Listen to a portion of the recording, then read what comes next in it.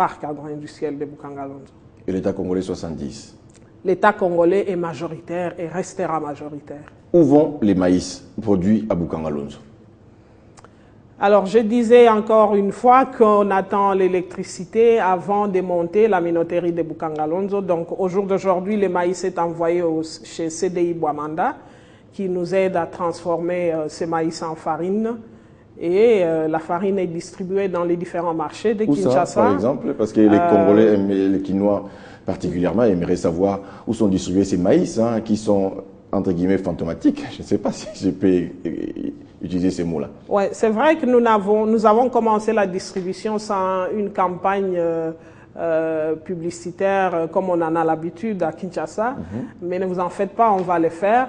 Néanmoins, nous sommes déjà présents au marché Zigida, au marché des... Au marché Zigida. Oui, Liberté, Rond-Point Ngaba, Pompage, Matadi Kibala. Et ça va s'étaler. Nous allons installer des conteneurs dans les 24 communes de la ville. Donc, nous allons être présents partout, y compris des grands dépôts que nous allons bientôt ouvrir sur les artères principales. Ça va être accessible à la population congolaise, quinoise? Absolument. Le marché, le au maïs, moindre coût aussi. la farine de Bukangalonzo est moins chère par rapport à la farine qui nous vient d'ailleurs. Et pour votre information, depuis que nous avons mis ce maïs sur le marché, le prix du maïs importé a baissé. On voit aussi ces sacs de farine là, achetés Bukangalonzo ou c'est... Absolument, c'est avec les logos et les noms du parc. Vous en consommez aussi, vous? C'est très bon comme farine, c'est très bon comme foufou. Ok, donc si nous voulons voir où acheter les maïs de parc agro-industriel, nous allons sur Zigida, marché de Liberté. Liberté, Rond-Point Ngaba, Pompage, Matadi Kibala, mais je répète encore qu'on va s'étaler dans tous les marchés de la ville, y compris les 24 communes de la ville. Vous arrivez à déverser sur les marchés combien de tonnes par semaine ou le mois? Nous avons prévu 125 tonnes par semaine. Pour l'instant, comme nous n'avons pas encore ouvert tous les points de vente, nous n'arrivons pas à écouler tous les 125 tonnes, mais il y en a assez, il y en aura toujours. Quelles sont les infrastructures qu'on retrouve au sein du parc agro-industriel présentement? Alors, les infrastructures actuelles, ce sont les routes que nous sommes en train d'ouvrir. Nous sommes en train de construire les maisons d'habitation. Nous avons déjà commencé à construire l'hôpital, mais aussi une église qui a été construite. Mais au-delà de ça, il y aura des écoles. Mais en termes de production, nous sommes en train de monter déjà les silos pour le stockage de maïs. Au-delà des silos, nous apprêtons la tuyauterie qui va amener l'eau vers les pivots d'irrigation. Mais les pivots sont déjà érigés. Mais aussi la sous-station d'électricité dont j'ai parlé. Ce qu'il faut considérer, c'est que le parc agro-industriel de Bukangalonzo, en réalité, c'est comme une petite ville à vocation agricole. Ce n'est pas une ferme agricole. L'agriculture, c'est un élément dans plusieurs activités qui vont se faire au niveau du parc. Ce qui fait défaut actuellement, c'est l'électricité. Ah oui, l'électricité va déclencher beaucoup de choses. La production des légumes en dépend. L'élevage des poulets, des porcs et des poissons en dépend, voire même l'habitation des différentes maisons qu'on est en train d'ériger. Donc l'électricité est primordiale. Mais quels sont les liens que vous développez actuellement avec la population riveraine? Alors pour ce qui est de la population riveraine, pour votre information, nous avons trouvé quelques villages sur les sites du parc. Et ces villages ne vont pas être déplacés. Au contraire, nous voulons qu'ils restent là parce que le parc va les encadrer.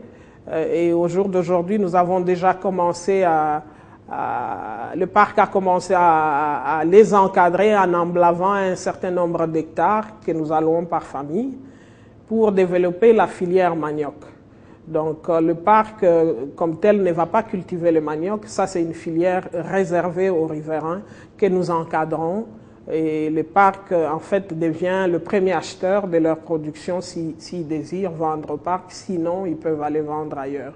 Donc, nous les encadrons avec les équipements et les intrants qu'il faut, mais aussi avec des conseils techniques pour qu'ils fassent mieux ce qu'ils font déjà.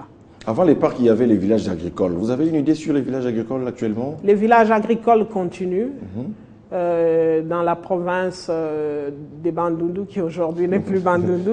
Mais oui, ça continue, oui, ça continue. Et d'ailleurs, par rapport à l'encadrement de nos riverains, nous avons dû faire appel aux... Vous encadrez les riverains? Ah oui, oui. Avec quels moyens ou vous faites comment concrètement? Nous accordons un nombre d'hectares par famille et nous emblavons les terres pour eux mécaniquement. Et puis vous les laissez comme ça? Mais non, mais nous, on leur donne des intrants, c'est-à-dire des semences ou des boutures améliorées. Oui, tout à fait. Tout est mécanisé. Et même la récolte va être mécanisée, la transformation aussi, etc. Donc, ils sont complètement encadrés. Mais au-delà de l'aspect production, il est prévu aussi de refaire leur maison, de leur donner accès à l'eau et à l'électricité. Donc, nous allons complètement changer leur vie. Dans combien de temps estimez-vous que vous allez atteindre cet objectif-là?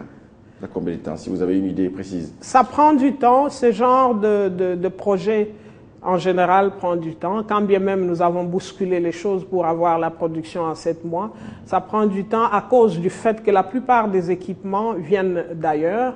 Donc, les temps d'acheter, de faire fabriquer, d'importer jusqu'ici. Donc, ça va prendre du temps. Moi, je dirais d'ici fin 2016, il y aura déjà un grand changement à Bukangalonzo.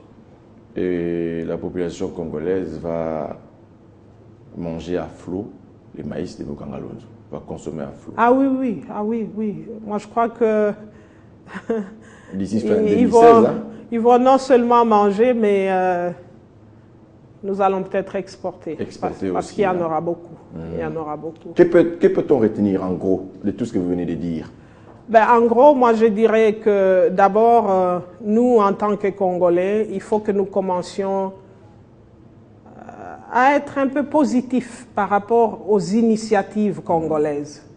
Il faut que nous arrêtions de critiquer négativement les initiatives que l'État ou que les Congolais prennent pour aider ces pays à aller de l'avant. Dieu nous a bénis.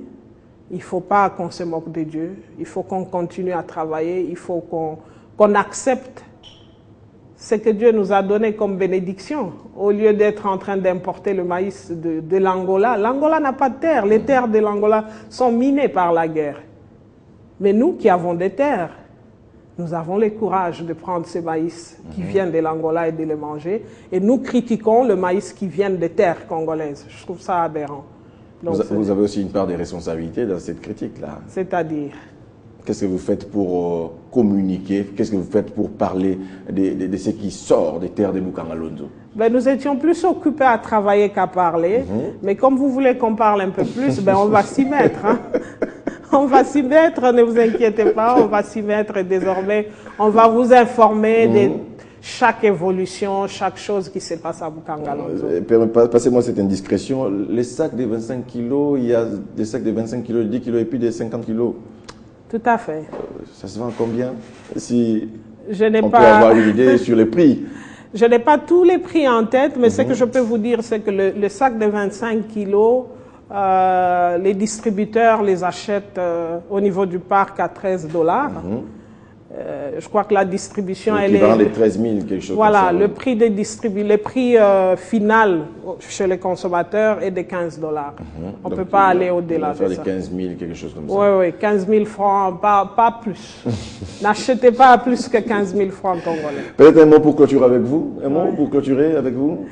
Ben, ce que je veux dire à la fin, c'est nous avons besoin de l'appui, de l'appui, mais aussi d'une contribution positive de chaque Congolais. Ce pays a besoin de chaque fils et fille. Alors, merci beaucoup, Madame Ida Kamonji Nasserwa Sabango, d'avoir répondu à notre invitation. Je rappelle que vous êtes DG du parc agro-industriel de Bukangalonzo qui se trouve présentement dans la province de Kwango. Merci. Merci aussi à vous, très chers téléspectateurs, de nous avoir suivis. Les prochains rendez-vous, c'est toujours sur cette même chaîne, avec surtout les mêmes plaisirs. À très bientôt.